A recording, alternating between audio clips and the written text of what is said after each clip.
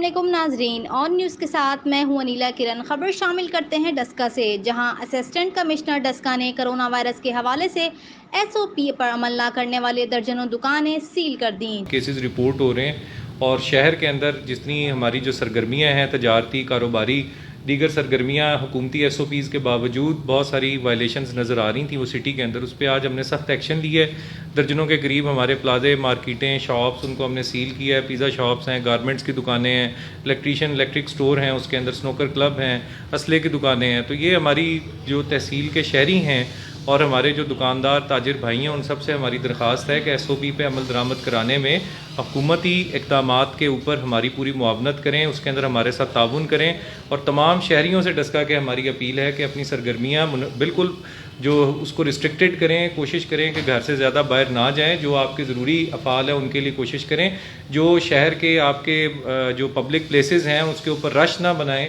لوگ ماسک کا استعمال کریں، ہینڈ سینیٹائزر کا استعمال کریں۔ ہم نے اس تیسری لہر کے اندر بھی جس طرح سے پچھلے ہم نے پہلی اور فرسٹ اور سیکنڈ ویو کے اندر بہت اچھے طریقے کے ساتھ ہم نے ان کو حکومت کو کنٹرول کرنے میں پوری مدد فراہم کی ہے، جن میں بیکریاں، restaurant, garment shop, snooker club وغیرہ شامل ہیں۔